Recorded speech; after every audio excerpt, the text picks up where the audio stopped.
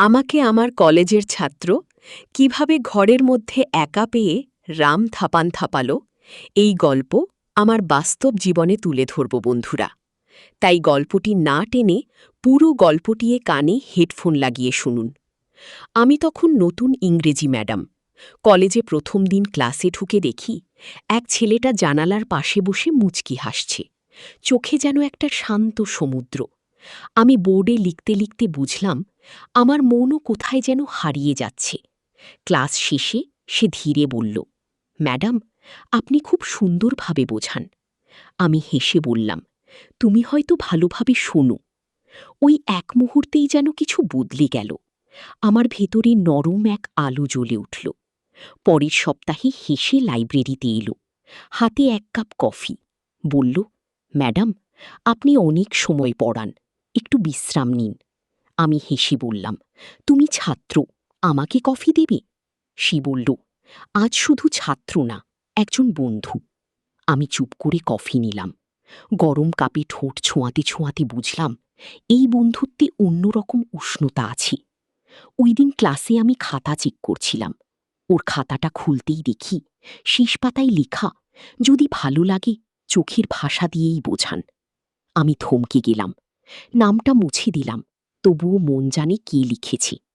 সেদিন প্রথম বুঝলাম আমি আর শুধু ম্যাডাম নই, আমি কারো ভাবনার অংশ হয়ে গেছি। কলেজ ছুটি হয়েছিল বৃষ্টিতে। সবাই চলে গেল, আমি ছাতার জন্য আটকে। ঠিক তখনই সে এলো, একটা ছাতা বাড়িয়ে বলল, চলুন ম্যাডাম, আজ আপনাকে ভিজতে দেব না। ছাতার নিচে দুজনের নিঃশব্দ হাঁটা, কেবল বৃষ্টির শব্দ আর মন কাঁপানো দূরত্বের মাঝে নরম এক ভালো লাগা। সেদিন কলেজের ক্যান্টিনে আমি একা বসেছিলাম। সে চুপি চুপি এসে বলল, ম্যাডাম, আজ আপনার মুখটা ক্লান্ত লাগছে। আমি হেসে বললাম, তুমি সব খেয়াল করো। সে মাথা নিচু করে বলল, যার জন্য দিন শুরু হয় তাকে না খেয়াল করে পারি। আমার চায়ের কাপে যেন হালকা কাঁপন ধরল। ক্লাসে যখন বোর্ডে লিখছিলাম অনুভব করলাম কারো দৃষ্টি যেন আমার মুখে থেমে আছে। পিছনে তাকাতেই ওর চোখে ধরা পড়ল হাজার কথা, কিন্তু মুখে নীরবতা। সেই চোখের ভাষা যেন আমার হৃদয়ে পড়ে ফেলল। আমি শুধু বললাম, লেসন শেষ করো, দৃষ্টিতে নয়। তবুও চোখ দুটো রয়ে গেল একই পাতায়। একদিন আমি হঠাৎ ভুল করে ক্লাসে বললাম, রাহুল, এই উত্তরটা বল। সবাই হাসল, কিন্তু সে না, কারণ ওর নামই রাহুল নয়। আমি মুচকি হেসে বললাম, ভুল করে নামও কারো মনে ঢুকে যায়। সেদিন ওর চোখে যে ঝলক দেখেছিলাম সেটা ভুল ছিল না। একদিন টেবিলে একটা চিঠি পেলাম, লেখা ছিল, আপনার হাসি আমার সাহস। কোনো নাম নেই, শুধু শুকনো গোলাপের পাপড়ি। আমি জানতাম কি দিয়েছি। আমি চিঠিটা বুকের কাছে রাখলাম, কিন্তু কাউকে বলিনি। আমার ভেতর তখন এক অজানা গোপন সুখের বাগান ফুটছি। সন্ধ্যায় স্টাফ রুমে কাজ করছিলাম। সে হঠাৎ এসে বলল, ম্যাডাম, এই সময় একা কেন? আমি বললাম, সবাই চলে গেছে। সে চুপ করে বলল, আমি আছি। জানালা দিয়ে বাতাস ঢুকছিল, চুল উড়ছিল।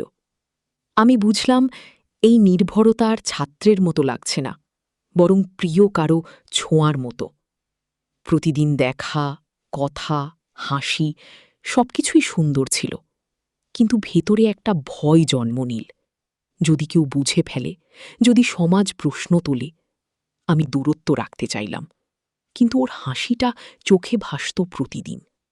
ভালোবাসা কি সত্যি লুকিয়ে রাখা যায়? সেদিন ক্লাসে ওর চিরচেনা হাসিটা পেলাম না। আমি ইচ্ছা করেও তাকাইনি, যেন কিছু ভাঙতে না দিই, কিন্তু মনটা অদ্ভুত ভার লাগছিল।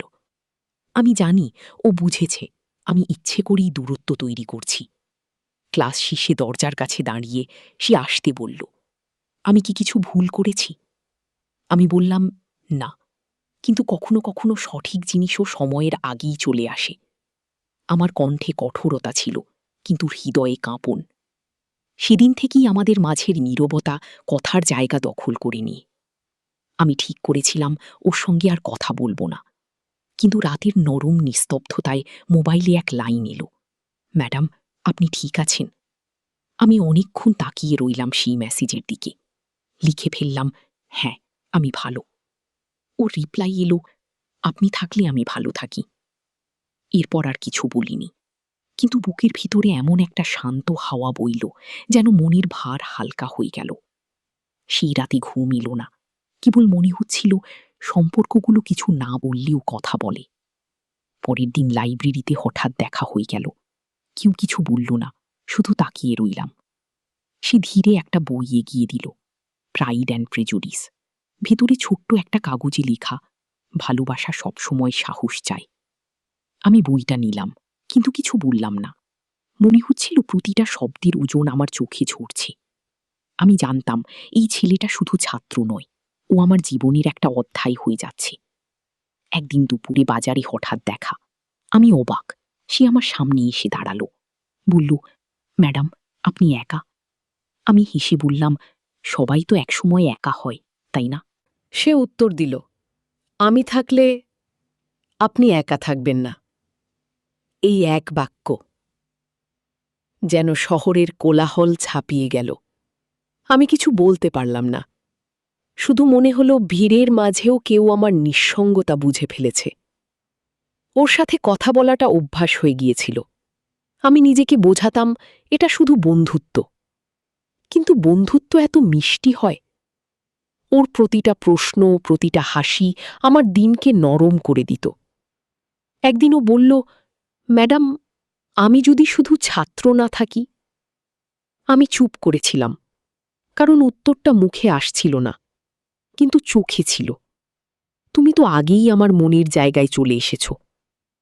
কলেজে কিছু গুজব ছড়িয়ে পড়ল, ম্যাডাম কারো সাথে বেশি সময় কাটান। আমি জানতাম কার কথা বলছে। ওকে আমি সরাসরি বললাম, দূরে থাকো রাহুল, মানুষ বুঝবে না। সে চোখ নামিয়ে বলল, আপনি চাইলে আমি দূরে থাকব, কিন্তু মন থেকে কি দূরে যাওয়া যায়? সেদিন আমার চোখ ভিজে গেল, কিন্তু মুখে কিছুই বললাম না। ভালোবাসা যখন সমাজের চোখে অপরাধ হয়ে যায়, তখন নীরবতাই আশ্রয়। একদিন শুনলাম ও অসুস্থ। বুকটা কেমন ভার হয়ে গেল। রাতে অনেক ভাবার পর সাহস করে ফোন করলাম। ওর কণ্ঠ দুর্বল, তবুও বলল, আপনি ফোন দিয়েছেন তাই এখন ভালো লাগছে। আমি বললাম, নিজেকে একটু যত্ন নিও। ও মৃদু হাসল, আপনার কথাই তো যত্ন। সেদিন বুঝলাম, ভালোবাসা মানে শুধু পাশে থাকা না, কারো খোঁজে মন ব্যাকুল হয়ে থাকা। পরীক্ষার সময় সে আমার সামনে বসে উত্তর লিখছিল। আমি নজর এড়াতে চাইলাম, কিন্তু বারবার চোখ চলে যাচ্ছিল ওর দিকে।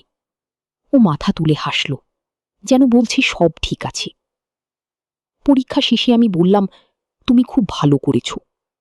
ও বলল, আপনি পাশে থাকলে সব ভালো হয়। এই এক লাইনে আমার সব যুক্তি হারিয়ে গেল। ফলাফল প্রকাশের দিন ও একটা খাম দিল, ভিতরে একটা চিঠি। ম্যাডাম, হয়তো এখন নয়, কিন্তু একদিন আপনি বুঝবেন আমি শুধু ভালোবাসিনি, আপনাকে শ্রদ্ধা করেছি।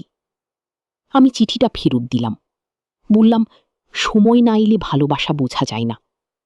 ও হেসে বলল, আমি অপেক্ষা করব। সেদিন আকাশটা অদ্ভুত নীল ছিল, যেন কারো নীরব প্রতিশ্রুতির সাক্ষী। শেষ ক্লাসের দিন। ওর চোখে জল, মুখে হাসি। বলল, ম্যাডাম, আমি যাচ্ছি, কিন্তু আপনি থাকবেন আমার সব গল্পে। আমি চুপ করে দাঁড়িয়েছিলাম, কণ্ঠ কাঁপছিল। বললাম, শিক্ষকরা অনেক কিছু শেখায়, কিন্তু ছাত্ররা শেখায় কেমন করে অনুভব করতে হয়। ও মাথা নিচু করে চলে গেল। জানালার ধারে দাঁড়িয়ে আমি বুঝলাম, এই বিদায় কোনো শেষ নয়, বরং এমন এক অনুভূতির শুরু যা সময়ের সীমানা পেরিয়েও থাকবে। বন্ধুরা, গল্পটি ভালো লাগলে ভিডিওটি একটি লাইক আর চ্যানেলটি সাবস্ক্রাইব করে রাখবেন, এমন মজার মজার গল্প শোনার জন্য।